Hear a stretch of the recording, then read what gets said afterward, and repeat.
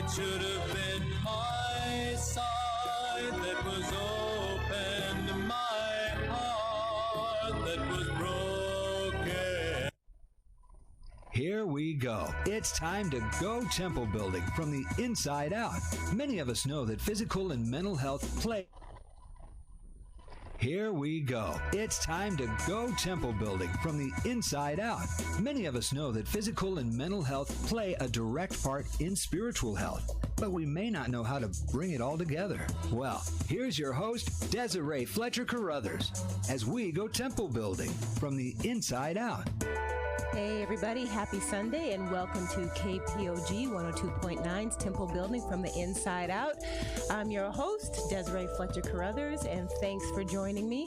As always, please be sure to download the KPOG app on your smartphone and carry us with you wherever you may go. What a beautiful day outside. I think spring is finally on its way. The birds have been chirping and I am just so excited for the warm weather to be hitting us. I cannot tell you how excited I am. Before we get too far down the road today, I do have a couple of announcements that I wanted to share. I know that in an earlier show, I had shared with you that the Jordan Crossing Church is going to be hosting a health and wellness workshop called Creation Health. It's a free 8-week health seminar. It already started on February 19th, but it's going through April 15th. Every Wednesday evening at 6:30 p.m. So if you are interested and still want to join in on this great educational opportunity, make sure you visit jordancrossingchurch.org/creationhealth, and you can still get signed up to participate and learns. Where does my vocabulary come from? Learn all sorts of great things about health and wellness centered around God's Word. So spiritual principles for your health. Check that out. Wednesday evening, 6:30 p.m. Creation Health at Jordan Crossing Church. You can find more at jordancrossingchurch.org. Also, for you volunteer-minded folks in the Des Moines area, June of next year, so in Des Moines, June 26th and 27th of 2021, the Jordan Crossing Church again is partnering with RAM, which is remote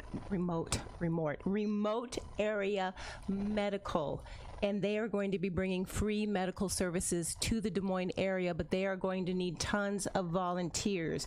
So if you are interested and are a stickler about getting things on your calendar early, please visit ramusa.org. You can learn more about this great medical outreach and how you can be part of it next year, next June of 2021, ramusa.org. So a couple of things for you folks to participate in. All good stuff. So vitamins. We've been discussing the ins and outs of vitamins over the last several weeks, and just when I thought that it was a good time to move on to another topic, I have been sucked back in. I've been sucked back in, but I'm not taking a deep dive on vitamins this week. We are going to be talking about, here briefly, gummy vitamins. I've gotten a couple questions about gummies. How do I feel about gummies? What are my thoughts about taking apple cider vinegar gummies? I cannot enunciate today. And who knew there were so many gummies for so many things, and apple cider vinegar gummies. And I know some of you might be afraid of apple cider vinegar and the taste, but just listen up here. So here's the deal. Here is my take on gummy vitamins. Gummies in general, they can be better tasting than other chewable vitamins or vitamins that you might swallow. Because they are easier on the taste buds, they can be easier to stick with, better habit forming over the long haul. And depending on the brand, they can sometimes come at a lower price. So those are some pros of gummy vitamins. But on the flip side, Gummy vitamins do not have a good track record of containing the correct concentrations of vitamins and minerals. So, with 80% of gummy vitamins testing at levels that were higher or lower than stated on their label, people who buy them and consume them are taking a shot in the dark about what they're actually getting out of that vitamin. So, when the leading brands of gummy vitamins were tested to see if the amounts of vitamin B, C, D, minerals, whatever might be in them, were actually accurate, as stated on the labels, 80% of them were found not to be accurate. So you may or may not be getting what you think you are getting. And on top of those dosing issues, there is also the human factor. So I don't know about you, but when I say gummy vitamins to my husband, his response is, candy. And I think that his thought process is the same as a lot of people out there. So because gummies can be better tasting and are reminiscent of candy, which some of us might be trying to eliminate from our diets, we can tend to treat them like candy and take too many of them. It's easy to be like, I took one, let me pop in another. It keeps our mouth busy. They taste good. Why not? It makes us feel like we're having something we shouldn't be having, but yet it's good for us. So emotionally, hey, gummies can be a great thing.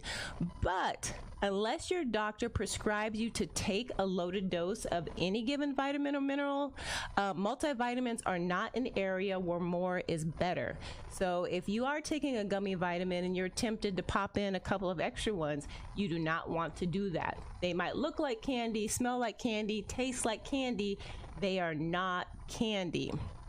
So, especially when you consider that in comparison, tests of gummy multivitamins show that almost every product failed to provide the entire array of essential vitamins and minerals, lacking anywhere from 8 to 11 of those key micronutrients. So, not only might you be getting more or less than what you think you're not getting everything that you need to be getting. So, by consistently overeating too many of those gummies over time, and this really goes for any kind of multivitamin, you could be stocking up on essential nutrients that you don't need and that your body may have a hard time processing or flushing out. So when it comes to vitamins and gummy vitamins, there really is such a thing as too much of a good thing. You don't want to do that. And of course, while this sugary chew may be fun to eat, it doesn't compare to the bioavailability of other vitamin delivery methods, particularly liquid vitamins. So bioavailability, what does that mean? It's basically a fancy word that describes how nutrients are absorbed by the body. What is the body's ability to break down and use what you put into it? That's bioavailability. And I'm actually going to take a quick detour on bioavailability. So please ride with me here because it does play into the gummy equation. There are internal and external factors that affect how bioavailable nutrients are to us. So keep in mind, we're talking about are gummies, good or bad, pros and cons, and now we're going to be talking about bioavailability, and hopefully at the end of this I'll bring this all together as it relates to our core discussion here about gummy vitamins. So internal, external factors of bioavailability. The external factors tend to be pretty simple. This basically refers to the form in which you ingest nutrients when we're talking about external factors. So whether a nutrient comes in the form of food, a pill, or a liquid, or if it contains chemicals or artificial ingredients, these are examples of external factors that affect absorption, affect whether or not your body can use what you've just put into it. Internal factors, however, can be a little more complex. So your gender and health status, including whether or not you're pregnant, are examples of internal factors right along with your age and the aging process. As you age, your metabolism tends to slow down, and boy, don't I know it. I know a lot of you feel like this too. And the digestive system doesn't work quite as well. well. Can you hedge this trend? You definitely can. That's a topic for another show, but just wanted to put that little ray of hope out there, that so you don't just fall into the trap of, well, I've gotten older, things just don't work the way that they used to. Nope, they don't, they won't, but you can get them to work to their optimum levels regardless of your age, and I mean optimum levels for your age at that time. So just keep that in mind, and it's not an excuse. Age is not an excuse. But with age, you can suddenly have a harder time absorbing nutrients and vitamins that were once very bioavailable to your body. So age is still a factor. Vitamin pills are not only harder to swallow with age, but they can become more difficult for the digestive system to break down and absorb. So when it comes to taking vitamins, you can pop all the pills you want, but if the ingredients aren't bioavailable to your body, then you're wasting both your time and money. And this goes back to some earlier shows where I was talking about, making sure that your vitamins have, usable ingredients. Good ingredients aren't filled with a lot of fillers and other products that your body doesn't need, and as we're just stating here, can't use and won't use. So bioavailability is important as we age. It can be harder to absorb vitamins, and for this reason, liquid vitamins tend to be a better option than the solid form of vitamins because they are simply more bioavailable. Your body can use them more readily. There are several studies out there on different drugs, individual drugs collectively, that compare the bioavailability of tablets versus liquids. There's a ton of them out there. I'm not going to list all of them. If you want to go out there and Google, you can find them. But the Cliff Notes version of basically what the majority of these tests are finding is that the tablet or the pill version, the solid version of your vitamin, is only 50% as usable as the liquids, which means you're only getting about 50% efficacy. Researchers tend to think, or the particular study that I'm talking about here, that it was due to slow dissolution of the tablet, which is by design, and we'll talk about that a little more. But liquid delivery gives you more nutrition, more pure nutrition, and faster nutrition because of its bioavailability. It hits the the bloodstream, boom, like that. So if you haven't noticed, I am a fan of liquid vitamin, and this tends to be my go-to as far as a multivitamin for my family. They don't always appreciate the taste of the brand that I bring home, and this liquid vitamin in particular does tend to be pricier, but I know that when I can get my family to take their multi, and they're not always great about it, but again, liquid is sometimes easier for them. I know that they are getting the most benefit out of it. So that's why I tend to gravitate towards the liquid vitamins. So here we go. I'm exiting my detour on bioavailability and what has become a mini commercial for liquid vitamins, and I'm jumping back on the main drag of our subject at hand, which are gummy vitamins and their bioavailability, and how does it compare to other forms of vitamins. And well, folks, the gummy falls short. As soon as we begin to chew these little candy-like vitamins, we begin the breakdown and digestion process. So thanks to the enzyme amylase, which is a chemical present in our saliva that digests carbohydrates, our body quickly breaks down these sweet little supplements. And by the time the gummy reaches the stomach, where it's subject to more digestive enzymes and high acidity, the gummy vitamin has been almost entirely degraded.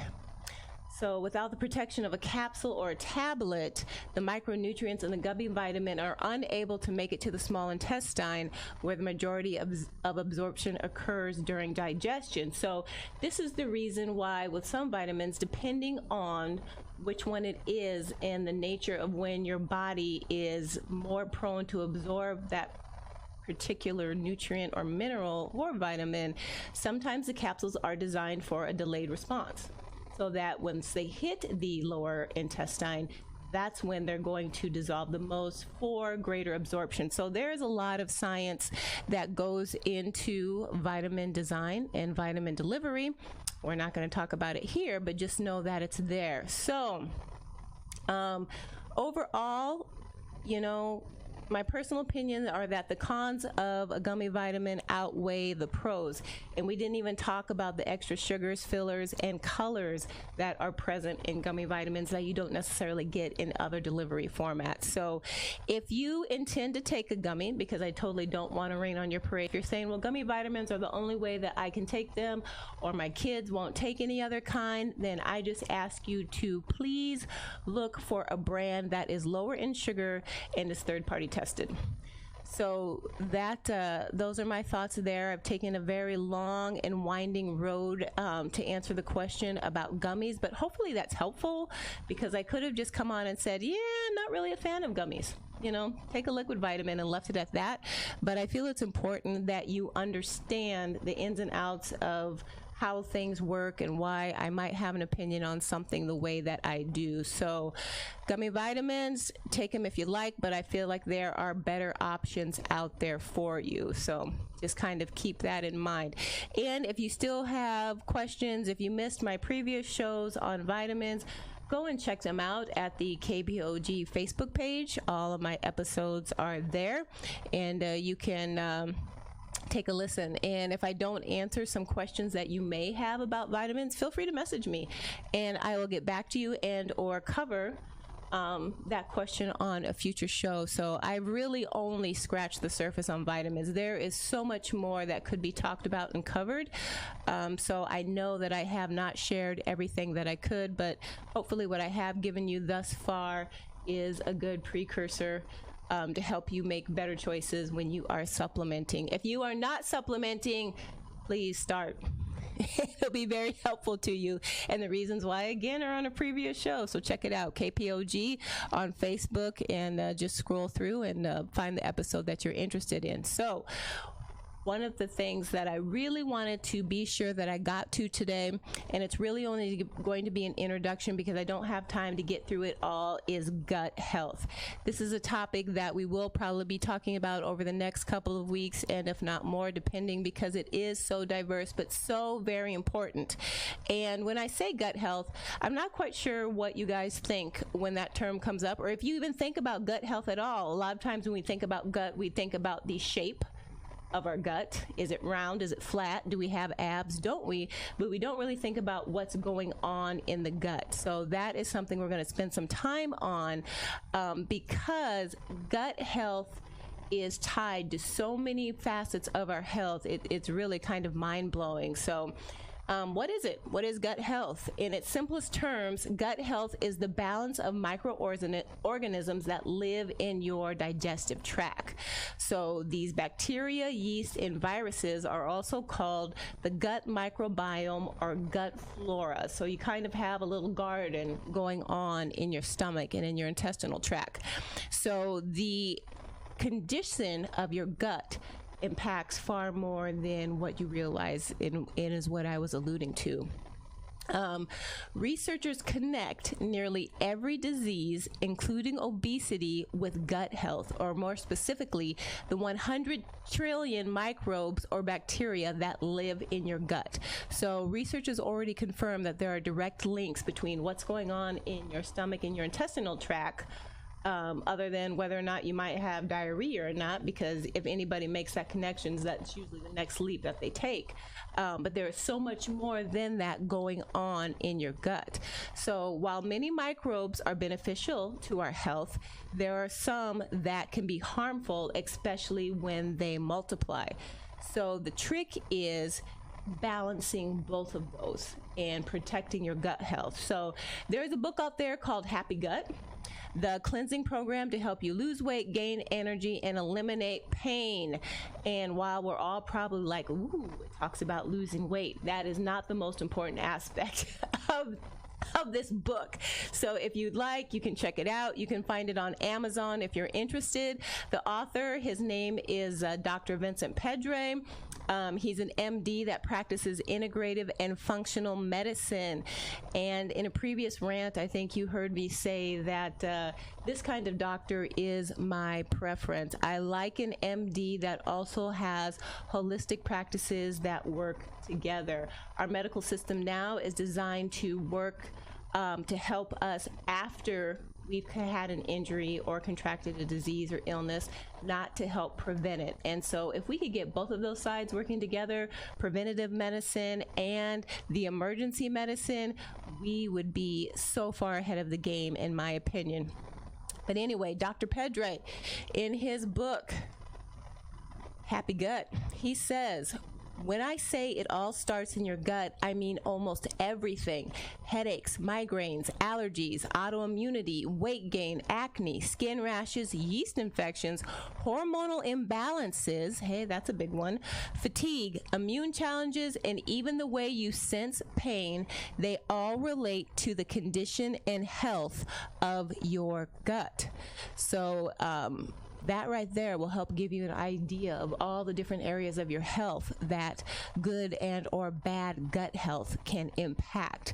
So those 100 trillion microbes, the trillions of flora or bacteria that live in your gut, they serve a number of important functions. We've talked about some of those, but a couple of more include certain vitamins, producing certain vitamins, I should say, and maintaining a healthy immune system.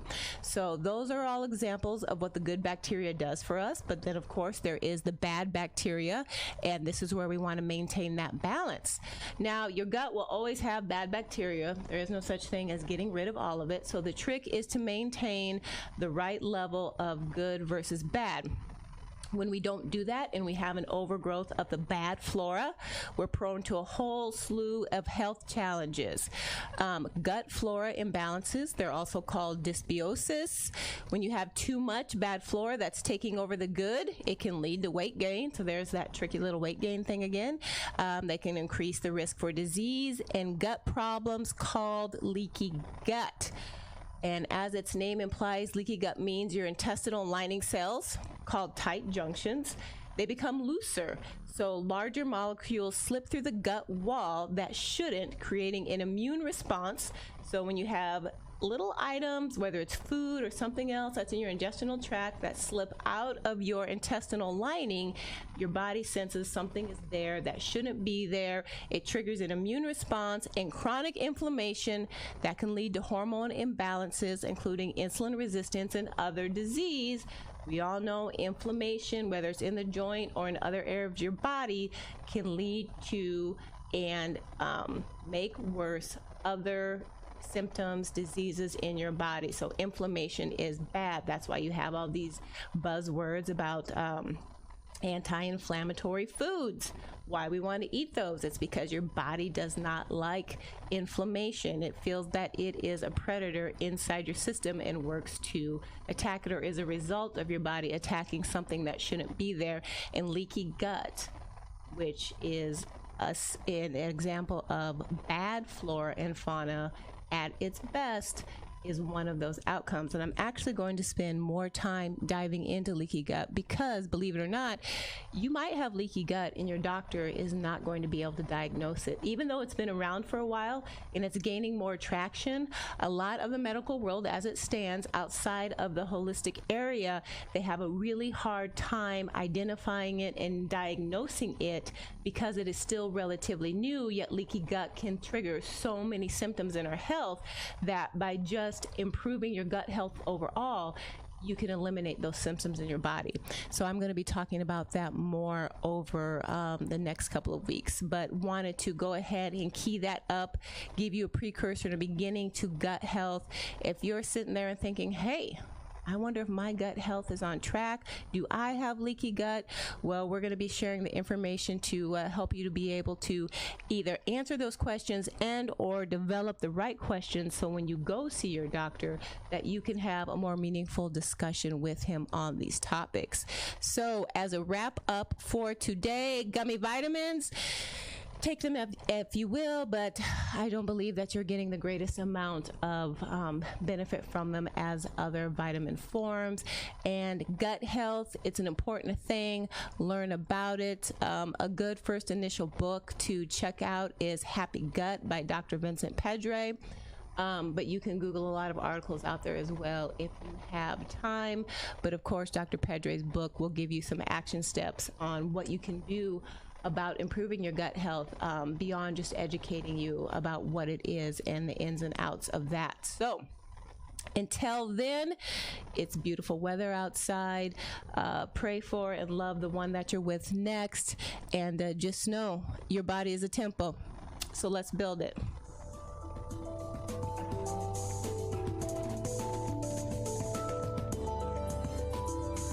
Thanks for joining us for today's edition of Temple Building from the Inside Out, brought to you by the Hazel May Collaboration and Nutrition Coaching, helping you live your healthiest life yet. And remember, the thoughts and viewpoints of this program should not be taken as professional advice. Consult your physician for medical concerns.